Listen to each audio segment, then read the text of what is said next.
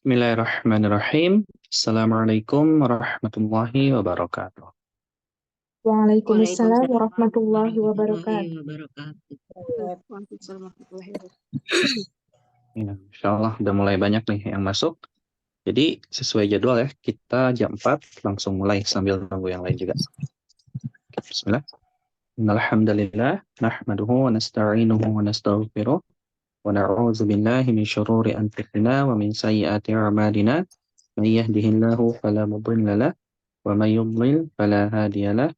Asyhadu an la ilaha illallah wahdahu la syarika lahu wa asyhadu anna Muhammadan 'abduhu wa rasuluh. Rabbi shrah li sadri wa yassir li amri wahlul 'uqdatam min lisani yafqahu qawli. Amma ba'du.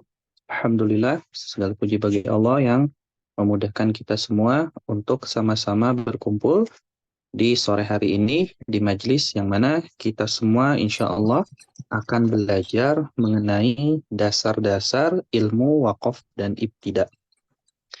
Ilmu waqaf ibtida itu adalah ilmu mengenai cara memotong ayat-ayat yang panjang. Karena kan kadang ketika kita sedang membaca Al-Quran, kemudian ternyata di ayat yang sedang kita baca itu ayat-ayatnya panjang, sedangkan nafas yang kita punya itu pendek.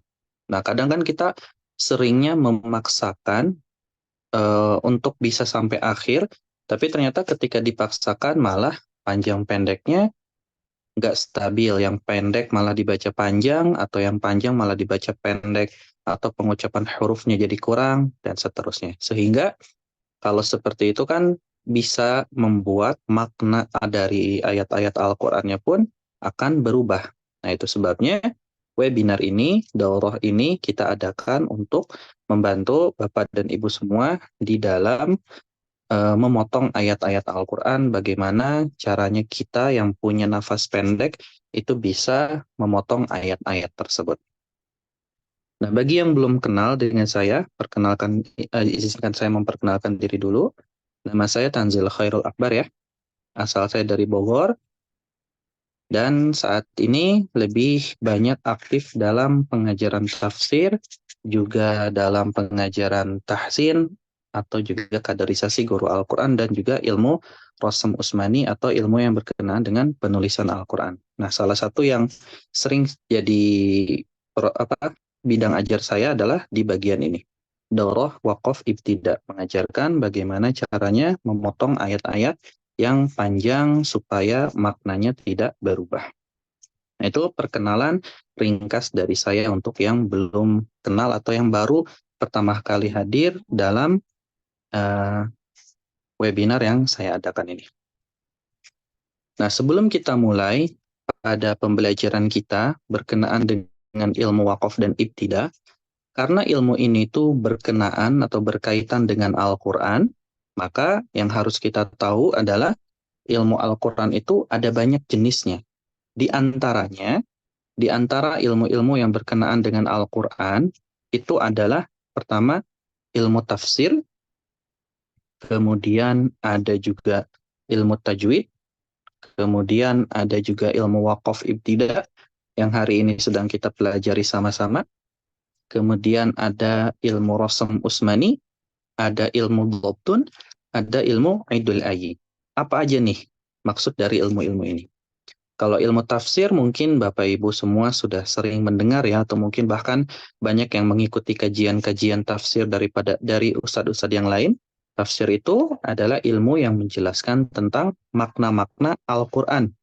Jadi misalnya surat Al-Fatihah maknanya apa aja dari ayat 1, ayat kedua, ayat ketiga, sampai seterusnya. Dan bagaimana caranya kita bisa mengamalkan kandungan-kandungan yang ada di ayat-ayat tersebut. Kalau tajwid, ini ilmu yang berkenaan dengan bagaimana cara kita membaca Al-Quran. Dari mulai mengucapkan hurufnya, kemudian juga dari cara menyambung kata ke kata yang nanti dikenal dengan istilah tajwidnya, hukum nun sukun ketemu tanwin, atau mungkin yang lebih populer itu idghamnya, kayak gimana cara bacanya, kemudian juga ikhfa'nya, iqlabnya, kemudian panjang pendeknya. Nah, itu semua dipelajari dalam ilmu tajwid. ilmu yang khusus untuk membahas bagaimana caranya kita membaca Al-Quran. Kemudian ada juga jenis ilmu yang lain yang masih berkaitan dengan Al-Quran, namanya ilmu waqaf ibtida, yang hari ini sedang kita pelajari. Ilmu waqaf ibtida adalah ilmu yang mempelajari bagaimana caranya kita memotong ayat-ayat Al-Quran. Karena untuk memotong ayat-ayat Al-Quran itu sebetulnya ada aturannya, nggak bisa sembarangan. Kenapa? Karena ilmu ini itu berkaitan nanti sama ilmu tafsir, berkaitan dengan makna-makna Al-Quran. Kalau salah motongnya atau salah berhentinya, maka bisa jadi kemungkinan maknanya akan berubah. Itu sebabnya penting sekali mempelajari ilmu waqaf ibtida. Kemudian ada juga ilmu lain, yaitu ilmu Rasm Utsmani. Ilmu Rasm Utsmani itu ilmu yang menjelaskan tentang bagaimana proses penulisan Al-Quran dan bagaimana huruf per hurufnya itu ditulis. Karena di dalam ilmu Rasm ini ada beberapa perbedaan. Contoh misalnya ketika Bapak Ibu menggunakan mushaf dari Madinah, kemudian dibandingkan dengan mushaf yang ada di Kemenag, itu kan biasanya ada perbedaan. Contoh yang paling menonjol itu kalau di mushaf Madinah itu hamzahnya ada ditulis. Kalau di mushaf Kemenag hamzahnya justru nggak ditulis. Atau kadang kalau di mushaf Madinah atau biar lebih enak ya, langsung lihat contohnya misalnya kayak di surat Al-Baqarah di ayat ke-7 misalnya, khatamallahu ala qulubihim wa ala sam'ihim wa ala absarihim. Nah, di kata absarihim, kalau kita menggunakan mushaf Kemenag, di sodnya, setelah sodnya itu alif, baru ro. Tapi kalau kita menggunakan mushaf Madinah, setelah sodnya baru ro. Nggak ada alif. Alifnya cuma ditulis huruf panjang. Nah, itu masuk dalam kategori ilmu Rasm Utsmani. Ilmu yang membahas tentang perbedaan-perbedaan bagaimana cara menuliskan ayat-ayat Al-Quran. Kemudian ada juga jenis yang lainnya, yaitu ilmu Dhabtun namanya. Nah, ilmu Dhabtun adalah ilmu yang membahas tentang asal-usul kenapa huruf hijaiyah itu ditulisnya sesuai bentuknya. Kayak A, batasa, ja, ha, kho. Itu kan batasa kan bentuknya sama, yang membedakan titiknya. Kalau ba titiknya di bawah, ta titiknya 2 di atas, sa titiknya 3. Nah, proses memberikan titik, proses memberikan harokat, proses memberikan tasydid, kemudian tanwin, dan seterusnya, itu adanya di ilmu Dhabtun. Kalau ilmu Rasm, itu cuma sekedar membahas batang tubuhnya. Kalau ilmu Dhabtun, itu membahas lebih detail pada proses pemberian harokat-harokatnya. Nah, ada juga jenis yang lain, yaitu ilmu Idul Ayyi. Nah, ilmu Idul Ayyi ini adalah ilmu yang membahas tentang bagaimana ayat-ayat Al-Quran itu dihitung. Contoh yang paling gampangnya, itu kalau kita buka surat Al-Fatihah, khusus yang menggunakan mushaf Kemenag, di ayat terakhir, Siratal ladzina an'amta alaihim. Nah, di kata alaihim, di situ kan ada tanda lam. Kalau yang pakai mushaf Kemenag ya, kalau mushaf Madinah nggak ada. Alaihim, nah di alaihim itu kan ada tanda lam. Nah, di bawah tanda lam ada bentuk bulat seperti bulatan bentuk huruf 5, angka 5 dalam penulisan Arab. Nah, apa yang dimaksud dengan itu? Nah, bentuk penulisan bentuk 5 itu tuh sebenarnya menunjukkan ilmu Idul Ayyi. Bahwa di situ tuh ada perbedaan perhitungan ayat. Kalau kita yang di mushaf kita, yang kita baca, kita membaca ayat-ayat Al-Fatihah itu kan 7 ayat, tapi ayat pertamanya dimulai dari Bismillahirrahmanirrahim. Kemudian kalau di bacaan lain, di versi lain, di qiraat lain, sama-sama 7 ayat, cuman yang membedakan ayat pertamanya dimulai dari Alhamdulillahirrabbilalamin. Ayat keduanya Ar-Rahmanir-Rahim. Ayat ketiganya Maliki Yaumiddin. Ayat keempatnya iyyaka na'budu wa iyyaka nasta'in. Ayat kelimanya ihdinas siratal mustaqim. Ayat keenamnya siratal ladzina an'amta 'alaihim. Ayat ketujuhnya ghairil maghdubi 'alaihim waladdallin. Nah, itu Idul Ayyi. Jadi ada qiraat yang menghitung ayat pertamanya dari Alhamdulillahirabbil alamin. Ada juga yang menghitungnya seperti kita dari Bismillahirrahmanirrahim. Nah, itu ilmu Idul Ayyi. Jadi, kalau kita berbicara tentang Al-Quran itu sendiri, ada banyak sekali ya jenis-jenis ilmu yang terkait di dalamnya. Nggak cuma tajwid aja, nggak cuma tafsir aja, tapi juga ada yang berkaitan dengan hal-hal yang lainnya. Salah satunya hal yang berkenaan dengan wakaf ibtida yang hari ini akan kita pelajari kaidah-kaidah dasarnya. Seperti itu. Nah, apa sih manfaat dari kita mempelajari ilmu wakaf dan ibtida? Nah, salah satu ulama kita, rahimahumullah, yang bernama Ali bin Muhammad An-Nuri As-Safaqusi mengatakan, pengetahuan tentang ilmu wakaf dan ibtida begitu sangat penting. Karena makna kandungan firman Allah tidak akan bisa dijelaskan secara lebih baik kecuali melalui pengetahuan ilmu ini. Terkadang, seseorang pembaca berhenti pada kalimat yang tidak sempurna, sehingga ia dan orang yang mendengarkan bacaannya tidak bisa memahami apa yang ia baca, yang akhirnya tujuan membaca Al-Quran menjadi hilang, dan kemukjizatan Al-Quran menjadi tidak tampak, bahkan terkadang menimbulkan pemahaman arti yang salah dan tidak sesuai dengan arti yang sebenarnya, dan ini adalah bahaya yang besar. Ini salah satu perkataan dari ulama kita, rahimahumullah, begitu pentingnya kita mempelajari ilmu wakaf dan ibtida. Sebagaimana yang beliau sampaikan bahwa ilmu ini berkaitan dengan makna. Karena ketika misalnya kita baca firman Allah, contohnya ya misalnya ada salah satu ayat di mana Allah berfirman, Ya ayyuhallazina amanu la taqrabus salata wa antum sukara. Allah berfirman, wahai orang-orang yang beriman, janganlah kalian melaksanakan sholat atau mendekati sholat dalam kondisi kalian sedang mabuk. La taqrabus salata wa antum sukara. Tapi kalau misalnya kita berhentinya, ya ayyuhallazina amanu la taqrabus shalah, wahai orang-orang yang beriman, janganlah kalian mendekati salat. Nah, ini kan maknanya jadi rancu. Sedangkan di ayat lain banyak sekali Allah menyampaikan bahwa kita sebagai orang mukmin harus mendirikan salat. Nah, ketika kita salah wakaf, salah memulai lagi, apalagi salah memulai lagi, itu juga bisa berdampak pada perubahan makna. Contohnya yang tadi. Ya ayyuhallazina amanu la taqrabus shalah. Nah, ketika kita cuma wakaf sampai di situ, maka yang arti yang sebenarnya jadi hilang. Padahal maksud dari ayat tersebut itu jangan sholat kalau lagi mabuk. Atau juga dalam surat yang lain Allah berfirman, Ya ayyuhallazina amanu idza nudiya lis-sholati min yaumil jumu'ati fas'au ila zikrillah. Nah, wahai orang-orang yang beriman, jika diseru kepada kalian tentang sholat Jumat, nah kalian harus tinggalkan jual beli dan langsung beranjak untuk menerima panggilan Allah.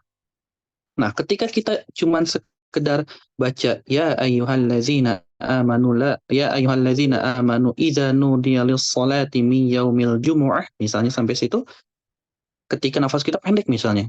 Sebenarnya di sini ayatnya jadi berubah nih maknanya. Wahai orang-orang yang beriman, jika diseru kepada kalian ya ayyuhallazina amanu idza nudiya lis-sholati min yaumil jumu'ah, jika ada panggilan di hari Jumat, terus kita berhenti. Nah, maknanya jadi rancu. Apa yang harus kita lakukan ketika sudah ada panggilan di hari Jumat? Jadi kan kita bertanya-tanya. Nah, itu ketika kita nggak belajar ilmu wakaf dan ibtida. Apalagi kalau kita juga langsung memulainya mi yaumil jumu'ati fas'au ila zikrillah. Dari kata mi yaumil jumu'ah, di hari Jumat. Nah, itu makin rancu lagi. Karena maknanya jadi terpotong dengan kalimat sebelumnya. Nah, itu salah satu faidahnya kenapa kita perlu dan penting sekali mempelajari ilmu wakaf dan ibtidah.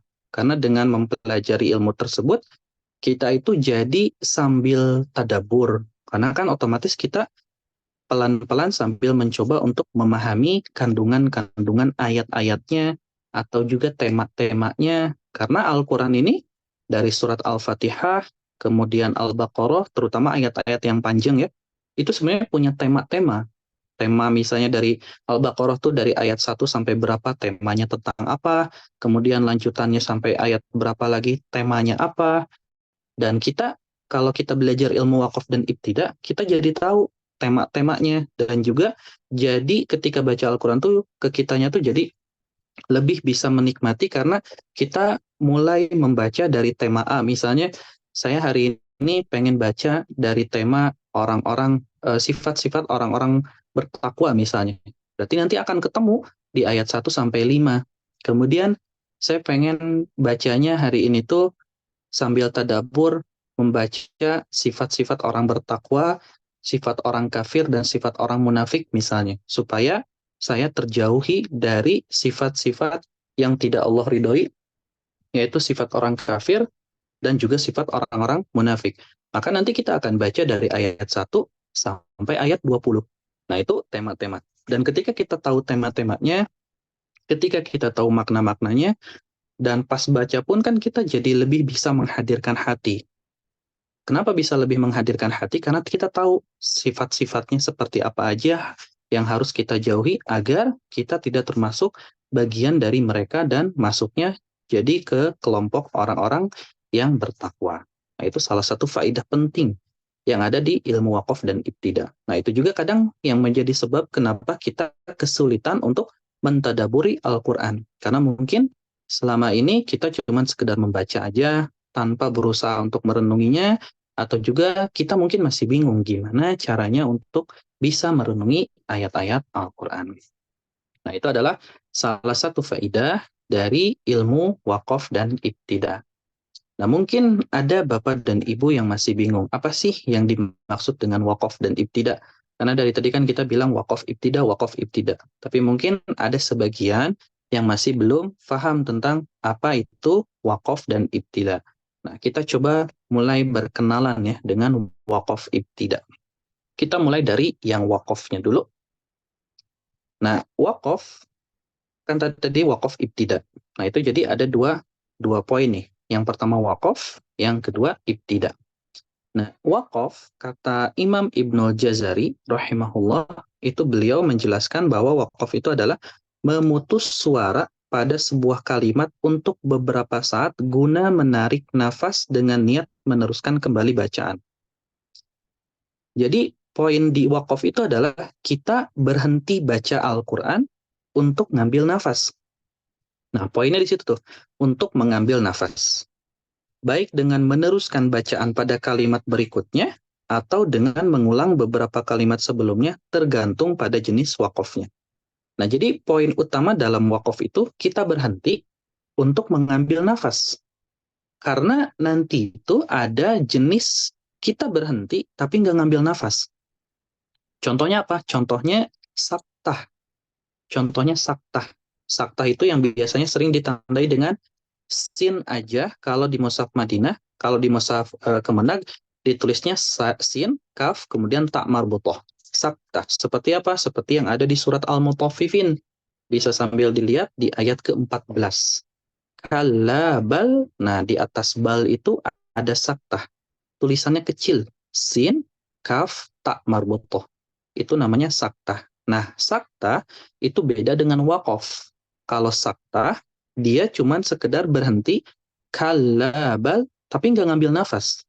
Kalabal rona ala qulubihim. Jadi ketika kita lanjut ke kata rona ala qulubihim, itu masih pakai nafas yang ada di sebelumnya. Tapi kalau wakaf, kita berhenti kemudian ngambil nafas. Walaupun ayatnya pendek. Contohnya seperti apa? Contohnya yang ada di surat Al-Lahab, Tabat Siada. Kalau kita lihat di sini Tabat Siada Abi Lahab wa Tab, itu di ayat keempat. Kalau kita menggunakan mushaf Kemenag ya, ini saya akan terus sebutkan ya, mushaf Kemenag, mushaf Madinah, sambil Bapak dan Ibu perlahan belajar kalau tanda wakaf yang ada di mushaf Kemenag atau yang ada di mushaf Madinah itu ada perbedaan. Nah, saya akan mulai di mushaf yang Kemenag. Karena di Kemenag lebih banyak, lebih enak untuk kita praktiknya. Di surat Al-Lahab, di ayat keempat, kalau kita lihat di kata wamro'atuhu, nah di situ kan ada tanda waqaf. Dan kalau kita lihat juga wamro'atuhu ini pendek. Jadi misalnya kalau kita bacanya per ayat gitu misalnya.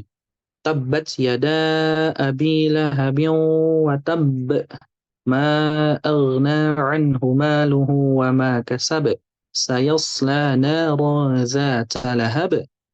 Terus kita pengen ngikutin tanda wakaf yang ada di wamro'atuh. Maka kan kita akan baca seperti ini. Wamro'atuh.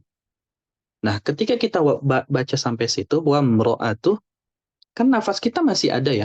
Kenapa masih ada? Karena katanya pendek banget. Wamro'atuh. Jadi masih ada nih. Nah, ketika kita ingin lanjut ke kata hammalatal hatab, kita harus ngambil nafas lagi.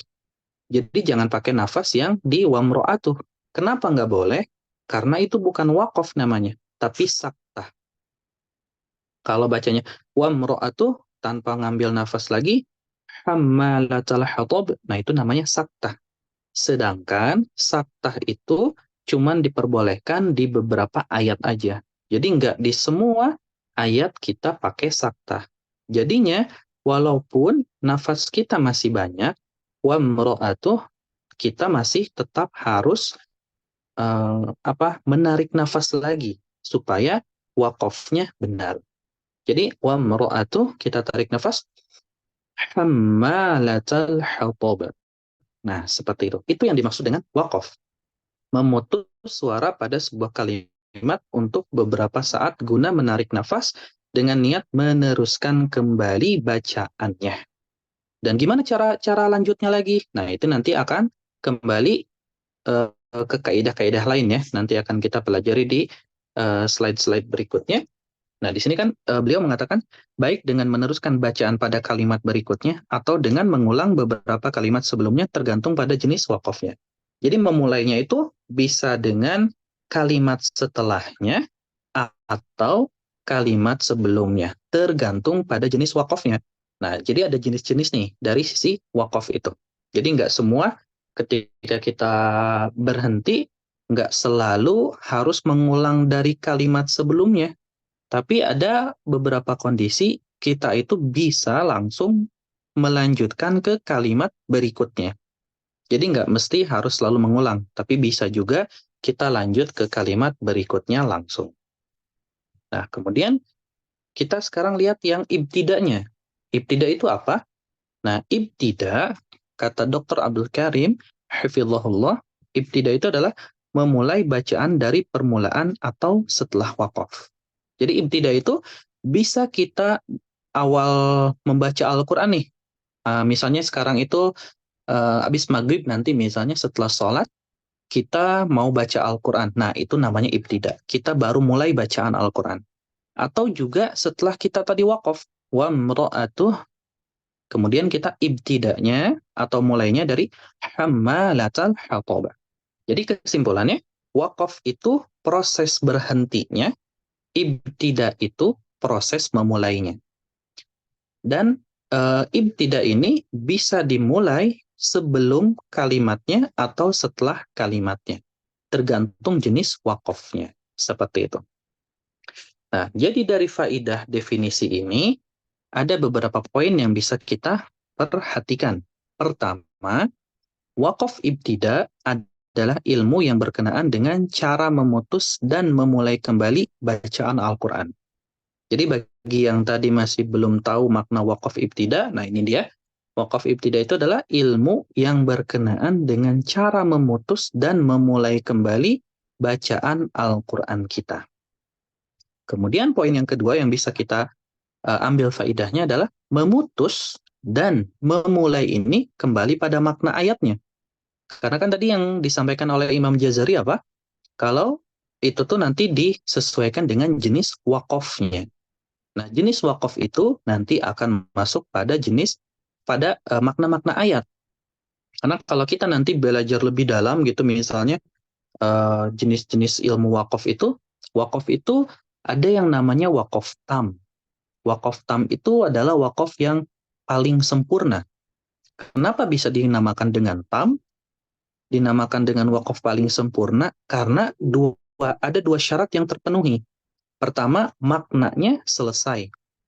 Jadi contohnya apa? Contohnya antara ayat ke-1 sampai ayat ke-5 di surat Al-Baqarah itu udah jadi waqaf tam, akhir ayat kelimanya. Kenapa waqaf tam?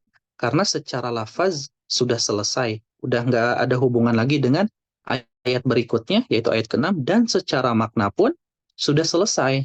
Karena di ayat ke-5 itu sudah selesai membahas tentang orang-orang yang bertakwa. Nah, ketika masuk ke ayat ke-6, itu udah beda lagi hubungan makna dengan ayat yang sebelumnya. Itu yang dinamakan dengan waqaf tam. Ada juga yang dinamakan dengan waqaf kafi. Waqaf kafi itu secara lafaz mungkin sudah selesai, tapi secara makna itu dia masih punya hubungan dengan kalimat-kalimat sebelumnya. Contohnya apa? Contohnya kita juga bisa ngambil di contoh di surat Al-Baqarah tadi. Nah, dari ayat keempat ke ayat kelima, atau misalnya kita ngambil di contoh di surat yang lain supaya lebih beragam contoh-contohnya. Ada di surat Al-Hujurat misalnya di ayat ke-4, di mana di situ Allah berfirman, innallazina yunadunaka min wara'il hujurati aktsaruhum la ya'qilun.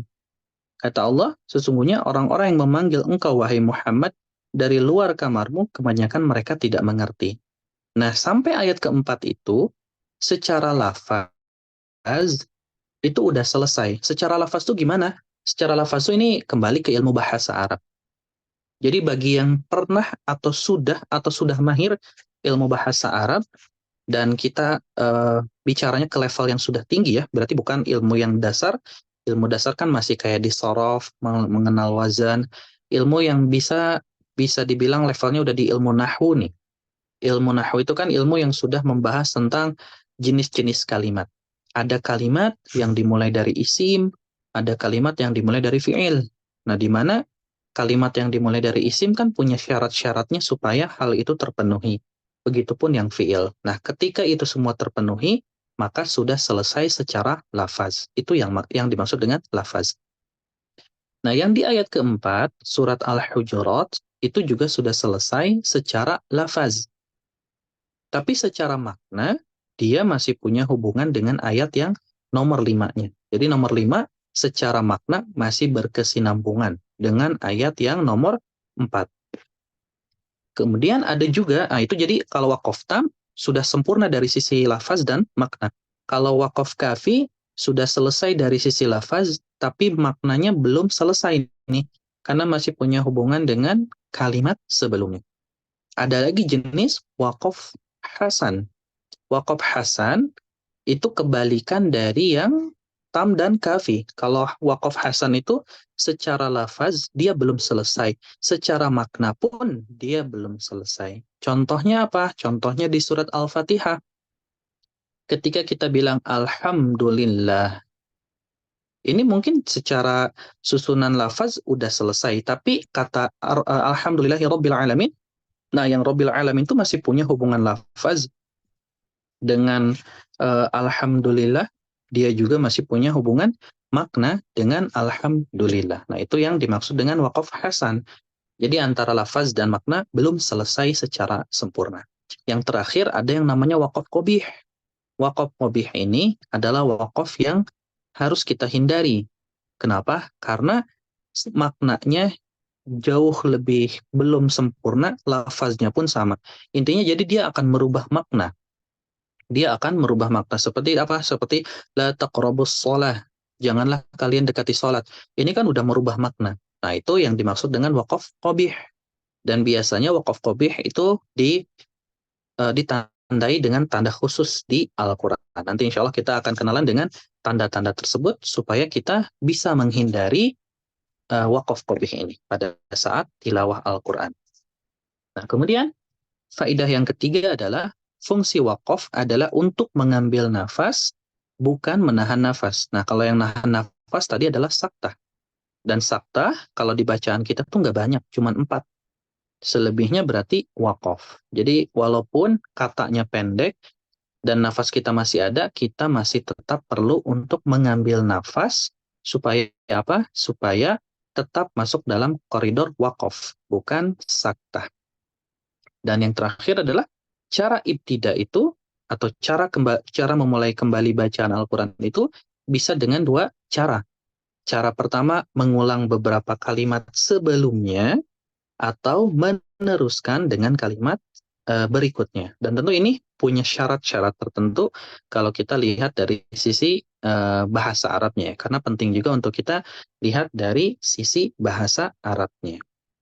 Nah, ini adalah gambaran umum bagaimana ilmu wakaf itu. Dimulai dari Al-Quran dan ilmu-ilmunya itu apa aja, kemudian faidah dari ilmu wakaf ibtida itu apa, terus kita mengenal dari definisi wakaf itu apa dan definisi ibtida itu juga apa. Nah, sekarang mungkin ada yang bertanya, bagaimana mengetahui kandungan makna pada saat wakaf dan ibtida supaya kita enggak jatuh pada wakaf qabih atau wakaf yang dapat merubah makna. Karena kan kembali lagi, ilmu wakaf ibtida itu adalah ilmu yang berkaitan dengan makna. Ilmu yang berkaitan dengan makna. Jadi ketika kita baca Al-Quran kan kita juga perlu melihat nih, kayak temanya, ini temanya dari mana ke mana, atau juga dari maknanya, gimana nih maknanya sedang menjelaskan apa. Jangan sampai kita memotong di bagian yang ternyata ketika kita potong, maknanya jadi berubah. Nah, untuk mengetahui ini semua, kalau kita ingin pelajari satu-satu, kurang lebihnya, ini ilmu-ilmu yang penting kita pelajari.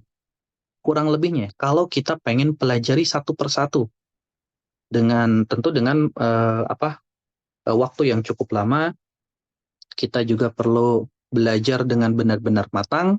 Nah, ini di antara ilmu yang bisa membantu kita untuk memahami makna-maknanya. Di antaranya ada apa? Di antaranya ada tafsir. Ya, jadi tafsir itu akan sangat membantu sekali pada saat kita memahami makna-makna ayat, terutama dari sisi tema-temanya. Karena sekali lagi Al-Quran itu ada tema-temanya. Kayak tadi ayat 1 sampai 3, 1 sampai 5, 6 sampai 7 surat Al-Baqarah ya, 6 sampai 7, kemudian ayat 8 sampai 20, 20 sampai 23 dan seterusnya itu punya tema-tema tertentu. Dan ketika kita belajar tafsir secara mendalam, nah kita akan tahu makna-makna tersebut. Kemudian juga kita bisa belajar asbabun nuzul. Asbabun nuzul itu bagaimana ayat-ayat tersebut itu diturunkan, sejarahnya apa, sebabnya apa. Karena itu akan membantu kita juga dalam memahami tema-temanya, juga maknanya. Kemudian juga kita belajar ilmu ulumul Quran. Ulumul Quran itu ilmu yang berkenaan dengan Al-Quran.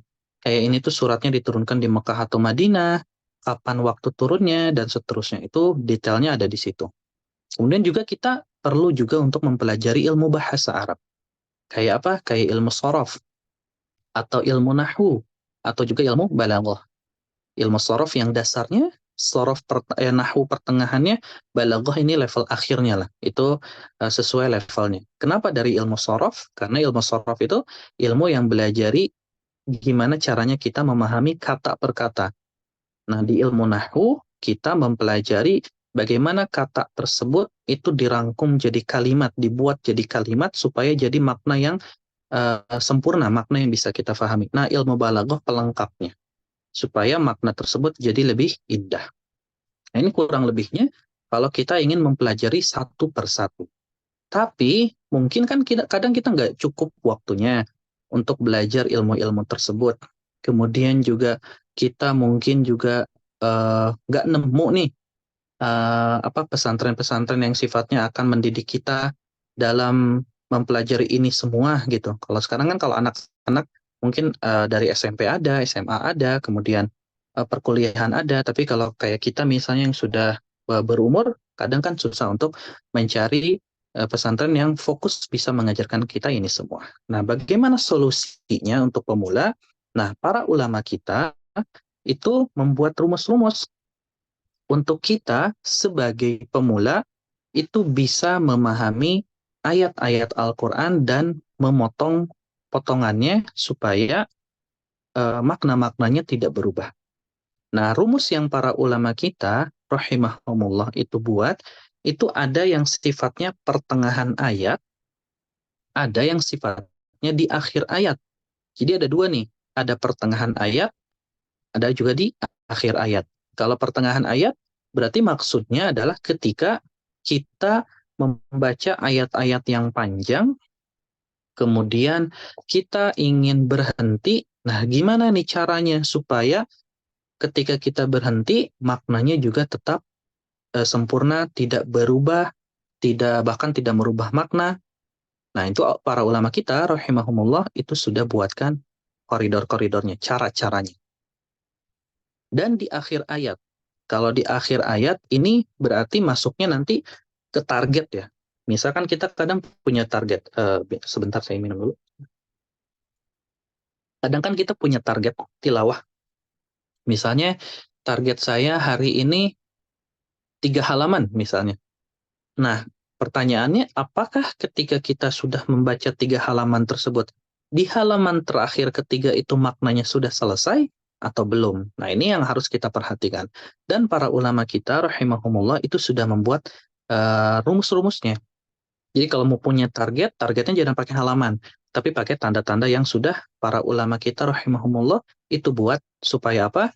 Supaya kita membaca tetap sesuai dengan temanya, tetap sesuai dengan makna-maknanya, tidak merubah kemana-mana. Nah, kita bahas satu persatu dari yang pertengahan ayat dulu.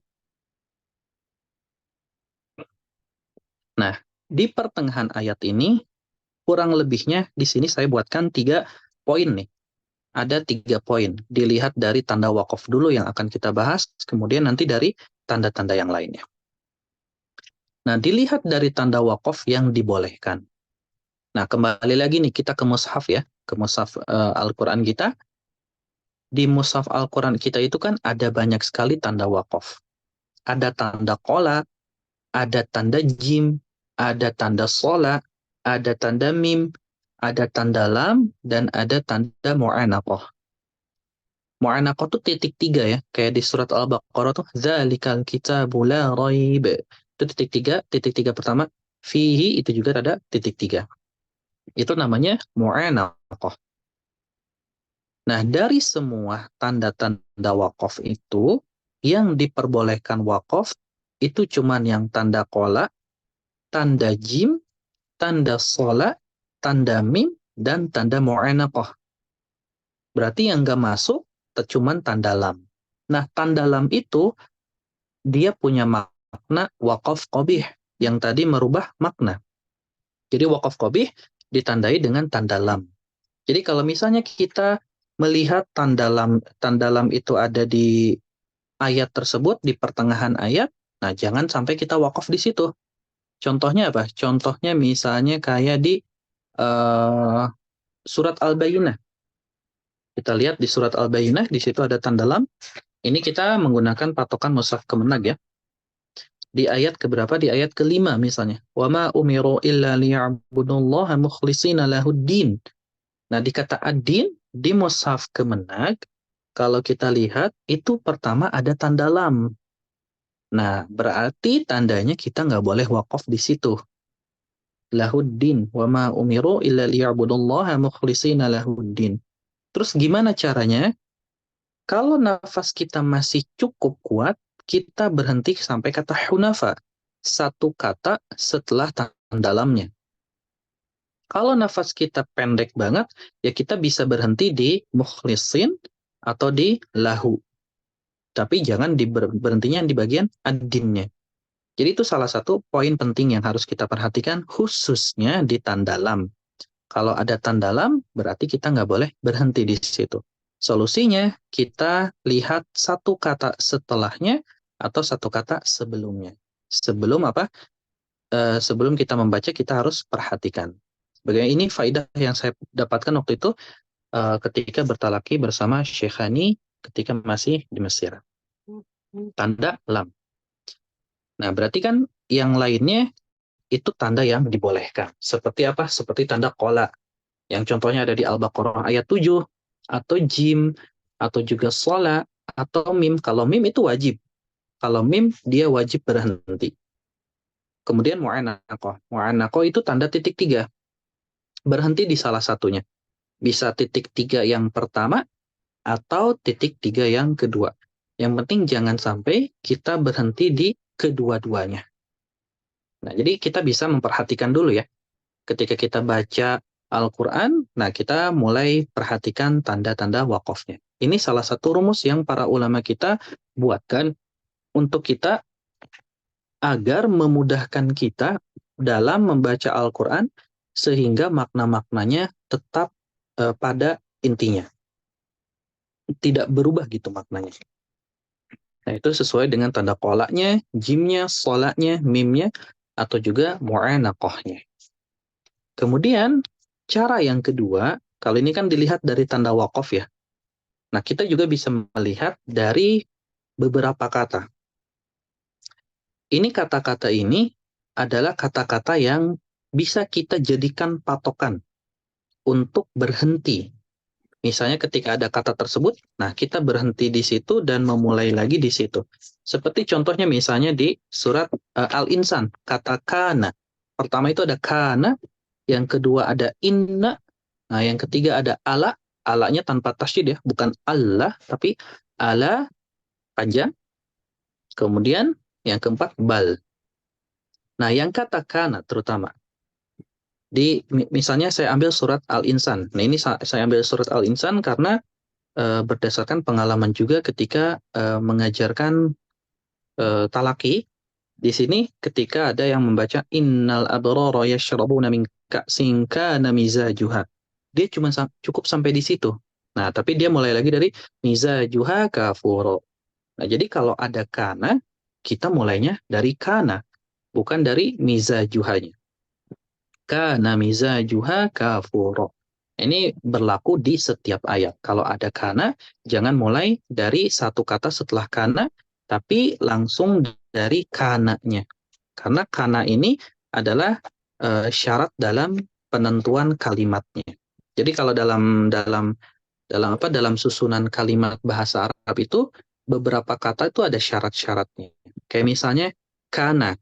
Kana terus nanti ada isim kana, ada khobar kana. Ini kalau yang sudah belajar bahasa Arab pasti familiar dengan kalimat tersebut. Namanya adalah isim kana. Kana, kemudian setelah kana itu apa? Isim kana, kemudian khobar kana. Itu nggak boleh dipisah. Begitupun dengan inna. Inna, isim inna, khobar inna. Itu nggak boleh dipisah. Karena mereka satu kesatuan. Kana mizajuha kafuro. Atau kalau innallaha ghafurur rahim, itu nggak boleh dipisahkan dari innanya atau juga dari kananya. Jadi ketika kita membaca di pertengahan ayat, karena banyak sekali nih bentuk-bentuk kana di tengah-tengah ayat atau inna di tengah-tengah ayat. Nah, kita bisa jadikan patokan huruf tersebut. Yang ketiga ada di kata ala. Ala ya, bukan ala. Ala di surat Al-Baqarah ayat 13. Nah, di situ kata alanya kita bisa mulai di kata ala seperti misalnya di hampir menuju akhir, ala innahum humus sufaha walakin la ya'lamun. Nah, itu ada kata ala tanpa tasydid. Kita bisa memulai di situ. Kemudian juga bal. Nah, jadi ada kana, ada inna, ada ala, ada bal. Nah, yang terakhir dilihat dari maaf. Oh, nggak muncul ya? Muncul. Nah, ini bagi yang sudah bisa bahasa Arab. Nah, kalau bagi yang sudah bisa bahasa Arab sebenarnya lebih gampang lagi. Terutama kalau kita, walaupun kita baru belajar ilmu dasarnya, ilmu sorofnya, kayak wazan-wazannya, itu sebenarnya lebih gampang lagi.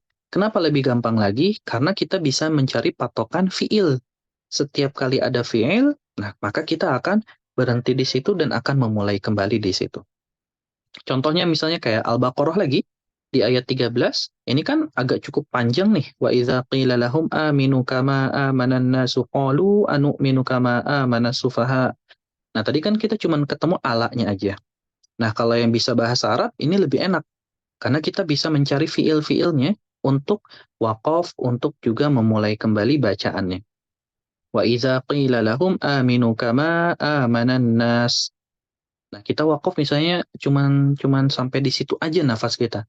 Nah, kita tinggal cari fiil. Ternyata ada fiil terdekat nih di kata qalu. Nah, kita bisa langsung masuk ke situ. Qalu anu'minu kama amanas sufaha, tanpa perlu mengulang dari an-nasu. Tanpa perlu mengulang lagi dari an-nasu. Karena kan biasanya kita punya patokannya mulai sebelumnya. Satu kata sebelumnya. An-nasu qalu anu'minu kama amanas sufaha. Nah, sebenarnya di kata an-nasu itu kurang pas. Kenapa kurang pas? Karena an-nasu ini kepunyaannya amanah. Jadi kalau kita pengen dari an-nasu, atau kalau kita pengen mengulang lagi, berarti kita mulainya dari amanan nasu qalu. Jadi bukan di kata an-nasu. Nah, karena an-nasunya kepunyaan amanah. Nah, jadi kalau kita sudah bisa bahasa Arab, walaupun bahasa Arab kita masih dasar sekali, seperti baru belajar ilmu sorofnya doang gitu, nah kita bisa mencari patokan-patokan dari sisi fiilnya. Itu lebih enak, lebih mudah bagi kita. Makanya ketika kita sudah bisa bahasa Arab, nah ini manfaatkan dalam mencari fiil, dalam praktik-praktik di Al-Quran, supaya apa? Supaya bacaan Al-Quran kita lebih bisa menentukan makna-maknanya. Nah, yang kedua, ini dari sisi masih ilmu bahasa Arab, cuman kalau yang pertama kan tadi ilmu sorofnya. Nah, yang kedua ada ilmu nahwunya. Kalau yang sudah bisa sampai ilmu nahwu, bukan cuma sekedar fiil yang dicari, tapi juga mencari mubtada'nya. Mencari mubtada. Mubtada berarti kan awal kalimat tuh. Ini untuk yang sudah belajar bahasa Arab ya, sekali lagi. Kalau yang belum belajar bahasa Arab, nah bisa ke poin yang satu tadi, menyesuaikan dengan tanda waqafnya, atau juga dengan beberapa kata seperti kana, atau inna, atau ala, atau bal, dan seterusnya. Nah, kalau yang bisa bahasa Arab ini lebih enak lagi karena dia bisa mencari fiilnya atau juga bisa mencari mubtada'nya. Seperti apa contoh yang mubtada'? Seperti misalnya di surat Asy-Syura. Kabura 'alal musyrikina ma tad'uuhum ilaih Allahu yajtabi. Nah, kata Allahu itu sebagai mubtada'. Nah, jadi semakin kita tahu ilmu bahasa Arab, nah semakin bisa memudahkan kita dalam memotong ayat-ayat Al-Qur'annya. Tapi kalau nggak bisa, nah kita bisa kembali ke poin 1 atau ke poin 2. Seperti itu ya. Nah, kemudian sekarang kita masuk ke akhir ayat. Tadi kan pertengahan ayat. Nah, sekarang kita lihat di akhir ayat. Patokannya seperti apa? Nah, kalau akhir ayat, berarti ini kan masuknya ke target bacaan Al-Quran kita ya. Misalnya target saya pengen 3 halaman, atau 4 halaman, atau 5 lembar, dan seterusnya. Mau berapapun sebenarnya nggak masalah. Tapi kita tetap harus memperhatikan maknanya. Nah, gimana cara kita tahu ada makna-maknanya? Kalau di Mushaf Kemenak, itu ada tanda ain. Pertama ya, pakai tanda ain. Coba deh lihat kalau yang pakai Mushaf Kemenak. Ayat ke-7 itu ada ain. Kemudian ayat ke-20 itu ada ain. Kemudian ayat ke-29 itu ada ain. Nah, ain itu, maksud ain, apa yang dimaksud dengan ain? Ain itu adalah tanda ruku' yang para ulama kita buat. Tanda ruku' itu maksudnya apa? Maksudnya seperti ini. Jadi kalau kita jadi imam nih, atau kita lagi sholat nih, lagi sholat sendiri, misalnya kita pengen murojaah, kita sudah hafal surat Al-Baqarah misalnya, walaupun belum semua, nah kita pengen ngebawa itu ke sholat kan. Nah, patokannya itu di ain. Jadi misalnya kalau kita lihat kan di ayat ke-7 surat Al-Baqarah itu ada ain. Nah, berarti kita baca sampai di situ untuk rokaat pertamanya. Nah, kalau kita tahu temanya, ini lebih enak lagi. Nggak mesti di ain, nggak ain ke-7 misalnya. Karena tema Al-Baqarah ayat 1-5 itu sedang membicarakan orang bertakwa, Nah, kita bisa wakaf di situ. Jadi kalau kita tahu temanya, nah di poin 5 tuh memperhatikan temanya, itu bisa lebih pendek lagi. Kalau kita belum tahu maknanya atau belum tahu temanya, ya berarti kita cari tanda ain. Kalau di sini kan ayat ke-7.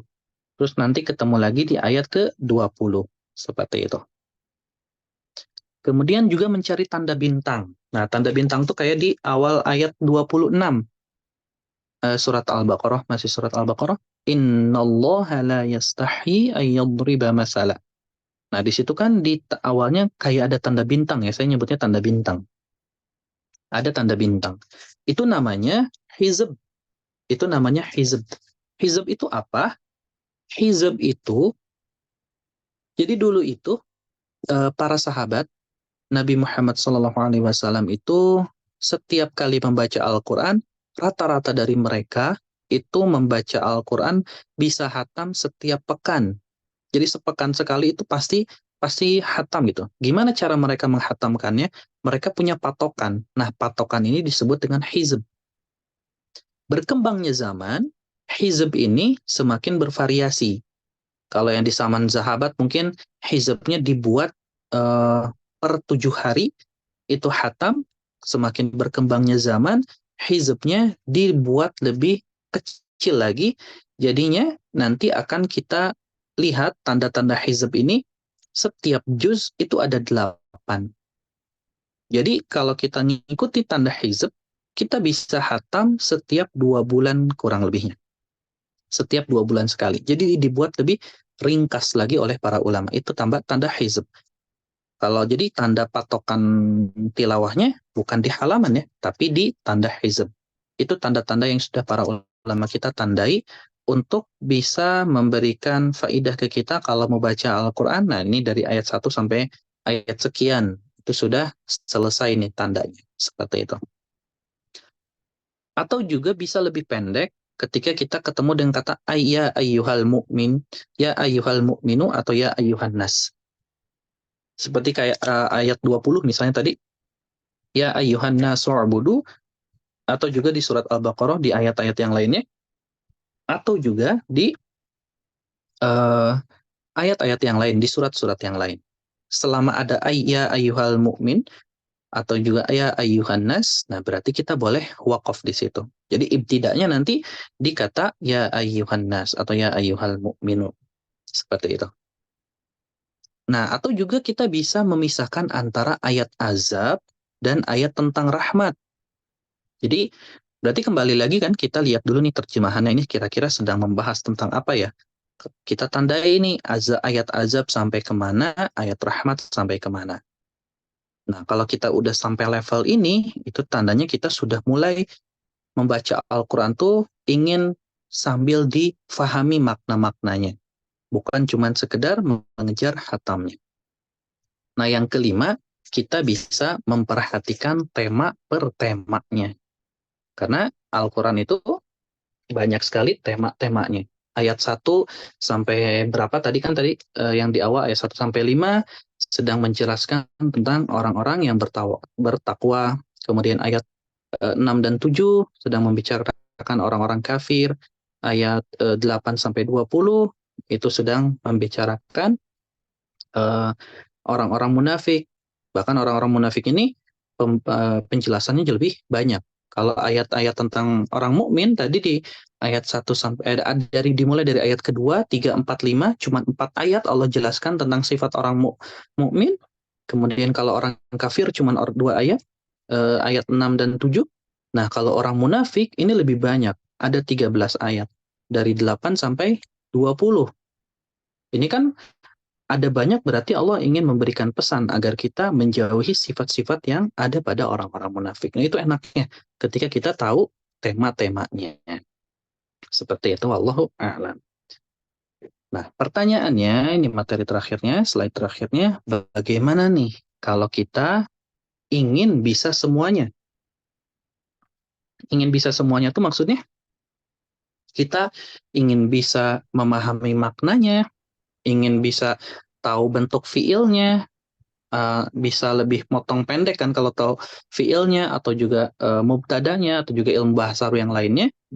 Nah, ini ada dua alternatif nih yang bisa kita lakukan kalau kita pengen bisa semuanya secara kayak ada buku panduannya gitu kan. Nah, ini ada dua alternatif. Alternatif pertama, kita bisa belajar keseluruhan ilmu tersebut satu persatu. Nah, ini kembali lagi ke ilmu ini nih.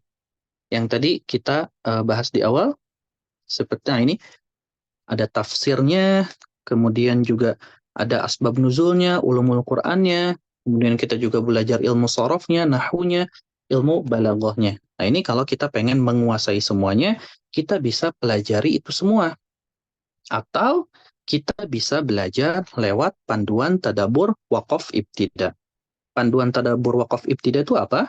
Panduan tadabur waqaf ibtida itu adalah jadi ayat-ayat Al-Qur'annya diberikan tema per temanya, kemudian ada penjelasan tadaburnya sehingga kita bisa lebih mentadaburi Al-Qur'an sesuai dengan tema-temanya dan ada tanda waqaf ibtidanya sesuai dengan ilmu bahasa Arabnya, walaupun kita belum bisa bahasa Arab, tapi karena sudah ada tandanya, itu kita tinggal ngikutin aja. Contohnya seperti apa? Seperti ini nih.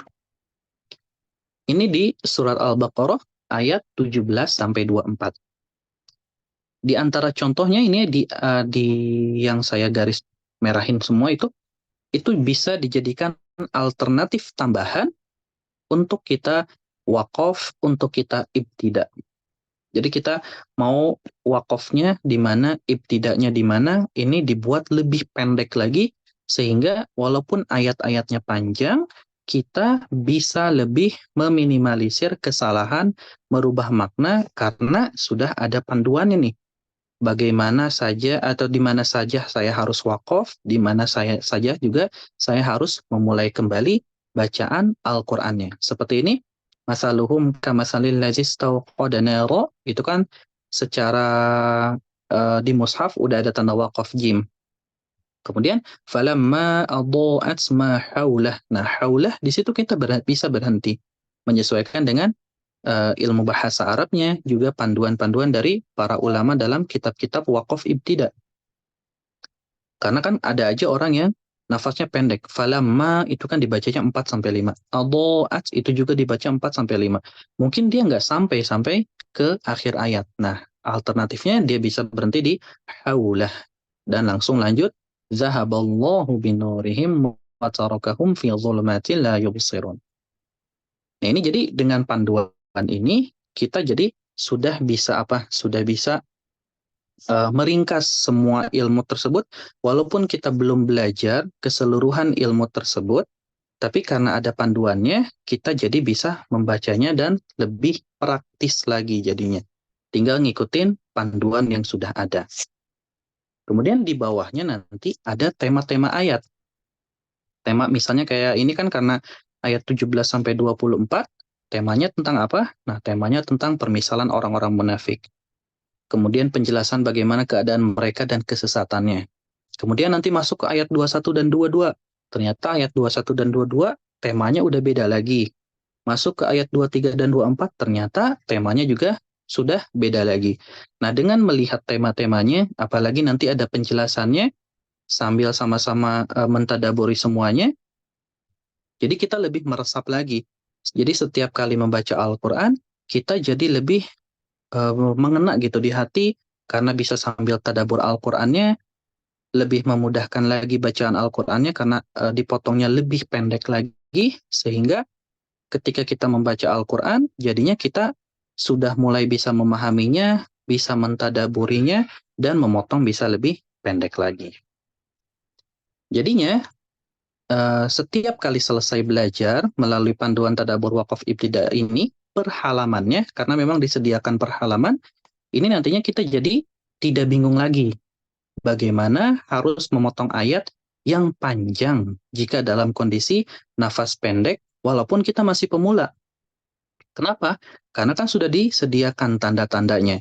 Dipotong lebih pendek lagi berdasarkan ilmu-ilmu yang tadi disebutkan di awal, kayak tafsirnya, asbab nuzulnya, ilmu-ilmu bahasa Arabnya, bahkan juga merujuk ke kitab-kitab para ulama di dalam ilmu waqaf ibtida.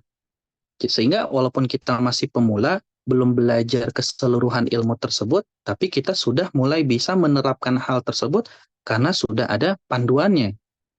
Kemudian juga faedah yang keduanya, jadinya kita bisa tilawah sekaligus tadabur Al-Quran setiap kali tilawah Al-Quran. Kenapa? Karena sambil belajar dan dibimbing juga nantinya materi Al-Quran sesuai temanya. Jadi kita tilawahnya dapat, memotong lebih pendeknya dapat, plus kita juga bisa sambil mentadaburi makna-maknanya sesuai temanya karena juga memang ada bimbingannya. Yang ketiga, jadinya kita bisa menghafal atau juga mengulang hafalan Al-Quran sehingga lebih terasa tenang dan paham karena mengetahui makna tema setiap ayatnya. Karena kan yang membuat kadang kita sulit untuk menghafal atau juga sulit untuk mengulang hafalan karena kita mungkin nggak paham maknanya. Nah, tapi ketika kita pakai panduan ini, kita jadi lebih bisa memvisualisasikan makna-makna ayatnya itu apa aja, kemudian bagaimana cara kita bisa mengamalkannya, terus bagaimana cara memotongnya, dan seterusnya. Nah, jadinya kesimpulannya, dari seluruh materi yang kita pelajari hari ini, dalam menentukan dan memotong ayat-ayat ini, kita itu bisa, pertama, mengikuti rumus ulama, baik yang di pertengahan atau yang di akhir ayat yang tadi kita bahas. Kita ikut rumus-rumus tersebut. Kalau ingin lengkap, ya kita berarti bisa mempelajari semua jenis ilmunya. Dan kalau kita pengen yang sudah ada tersedia, tanpa perlu mempelajari semuanya, ya kita bisa ikuti panduannya, panduan tadabur waqaf ibtida, tanpa mempelajari semua jenis ilmunya satu persatu, karena di panduan tadabur waqaf ibtida itu kita akan sama-sama praktik memahami makna-makna per temanya, juga kita akan belajar sama-sama berkenaan dengan bagaimana caranya memotong, karena kan sudah disediakan nih poin-poinnya. Kalau ayatnya panjang banget, misalnya sampai satu halaman, sedangkan tanda wakofnya pada panjang semua, jaraknya jauh-jauh, nah kita berikan alternatif pemotongan yang lebih pendek-pendek disertai dengan makna-maknanya. Seperti itu, wallahu a'lam. Jadi ini kesimpulan yang bisa kita gunakan ya dalam alternatif-alternatif ketika kita ingin memotong bacaan-bacaan Al-Quran. Seperti itu, wallahu a'lam. Nah, sampai sini kira-kira ada yang ingin ditanyakan? Mungkin dua aja ya. Kita buka sesi tanya jawab. Assalamualaikum Ustaz. Saya mau tanya. Waalaikumsalam. Ya, Ibu Nisa. Ya, saya mau tanya tentang ain. Selama ini kan kita kalau tadarus itu, oh ini berapa ain gitu. Itu fungsinya sebagai apa ya Pak Ustadz? Ain ya, Bu? Iya. Oke. Jadi ain itu fungsinya sebagai penanda pertama kita bisa menyelesaikan ayat tersebut ketika kita ingin membaca harian. Jadi patokannya bukan di halaman, tapi di tanda ain. Karena tanda ain itu dibuat oleh para ulama sebagai salah satunya tema-tema, salah satunya juga ketika kita ingin sholat, patokannya di ain tersebut. Misalnya kita pengen sholat nih, hari ini sholat maghrib, kalau perempuan kan di rumah, ayat 1 sampai 7, nah sampai ain berarti. Nanti rakaat kedua, nah dari 8 sampai ayat ke 20. Ya, seperti itu. Itu fungsi tanda ain. Syukran Pak Ustadz. Afwan. Assalamualaikum Ustaz. Waalaikumsalam.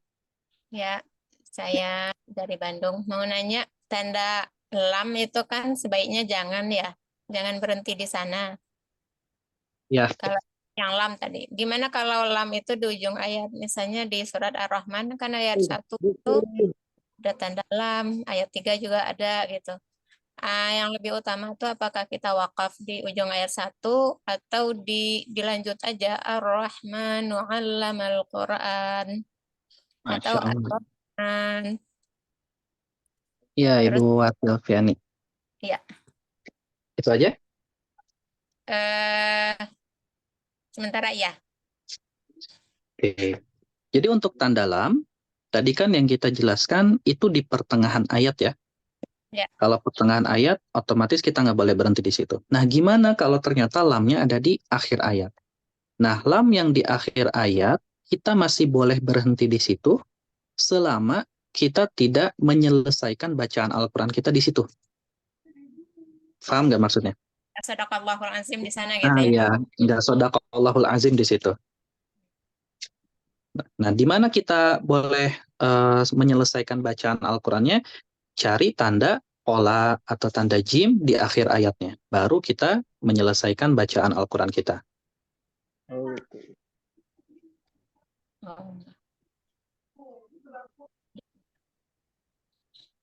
Jelas, Ibu?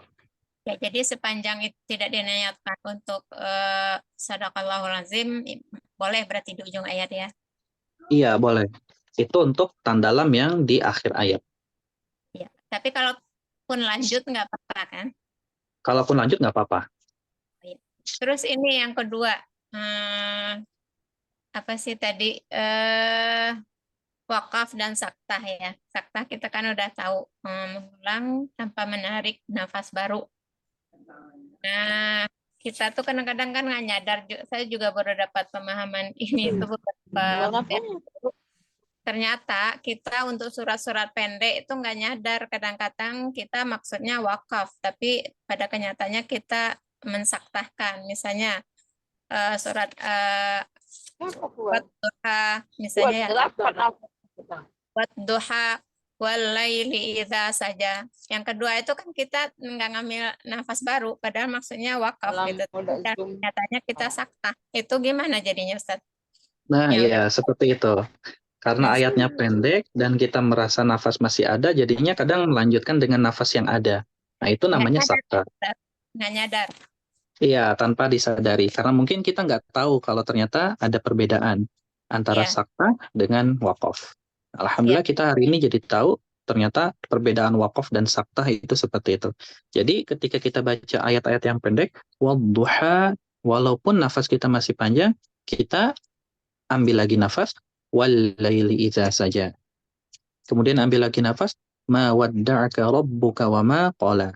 Nah, seperti itu. Jadi itu yang telah berlalu, nah ini aja ya, istighfar aja ya. Iya, insya Allah kita akan dimaafkan karena ketidaktahuan kita. Ya, saya baru mikirnya tuh terakhir-akhir ketika ada seorang ustadz membahas hal itu. Oh iya ya, kata saya. Kata saya saktah ternyata, padahal maksudnya wakaf. Iya, betul. Pak Ustadz, maaf, masih boleh Gimana? bertanya? Boleh satu lagi deh. Ya, tentang yang tadi sakta dan wakaf dan apa wakaf itu Ustadz. Kan ketika kita sakta berhenti tanpa mengambil nafas. Kalau wakaf berhenti untuk mengambil nafas. Ketika di apa yang hukum itu kita langgar, walaupun ya mungkin apa sudah tahu atau tidak tahu, itu hukumnya seperti apa Ustadz? Nah, jadi kalau misalnya kita memang nggak tahu, itu insya Allah Allah akan maafkan hal tersebut karena ketidaktahuan kita. Nah, jadi ketika kita sudah tahu hari ini, nah kita berusaha untuk menjauhi hal tersebut. Karena saktah itu masuknya dalam sesi riwayat. Riwayat itu kan sesuatu yang datangnya langsung dari Rasulullah. Nah, itu kita nggak boleh menambah-nambahkan saktahnya. Karena saktah di bacaan kita itu cuma ada 4 aja. Salah satunya yang ada di surat Al-Mutaffifin. Iya. Itu akan merubah makna nggak Ustadz kalau seperti itu? Enggak semua sesuatu itu pasti akan merubah makna. Itu lebih ke cara baca yang sudah dicontohkan oleh Rasulullah. Jadi sebaiknya dihindari kalau sudah kita tahu ya Ustadz ya. Iya, betul. Tapi itu hukumnya Ustadz makruh apa gimana Ustadz? Apa kita nggak masuk haram apa enggak seperti itu bacaannya? Kalau yang sifatnya kita mencampur adukan bacaan ini, nah itu yang dilarang oleh para ulama kita. Jadi para ulama kita melarang untuk mencampur adukan bacaan. Karena di riwayat lain, saktah di surat Al-Mutaffifin itu nggak ada. Jadi langsung baca kalabarrona. Nah, ini yang dilarang oleh para ulama kita rahimahumullah. Jangan sampai kita mencampur adukan antara bacaan kita dengan bacaan di qiraat lain. Iya. Ya, syukran Ustaz. Afwan. Wallahu a'lam. Oke, kalau gitu Apaan Ustadz? kita Tadi sebentar. ya, Ya udah. siapa tadi? Satu lagi boleh Pak Ustadz. Ibu siapa ini? Oh, Ibu Yurida. Ya. Ya. Ini di ayat 13 Pak Ustadz. Tadi kan Surat kalau apa itu? Al-Baqarah. Oke. Ayat 13 itu kan tadi kalau kita berhenti di amanan nas, itu kita boleh tidak mulainya dari qalu, tapi kita mulai dari kama amanan nas qalu. Boleh Pak Ustaz? Boleh sampai situ. Dari Boleh situ ya? boleh. Iya. Oh, boleh. Ya, berarti bagian dari pengertian kalimat berikutnya kan Pak Ustaz? Iya, betul. Ya, oke, udah itu aja Pak Ustaz. Nah, oke, kita akhiri dulu. Nanti insya Allah kita bahas sedikit-sedikit ya di grup. Jadi jangan dulu pada live di grup. Insya Allah nanti akan ada pembahasan sedikit-sedikit gimana praktik-praktik di Al-Quran. Insya Allah. Ya. Oke. Kita akhiri dulu dengan doa kafaratul majlis. Subhanaka Allahumma bihamdik. Nashhadu an la ilaha illa anta. Nastaghfiruka wa natubu ilaik. Assalamualaikum warahmatullahi wabarakatuh. Waalaikumsalam warahmatullahi wabarakatuh. Khair.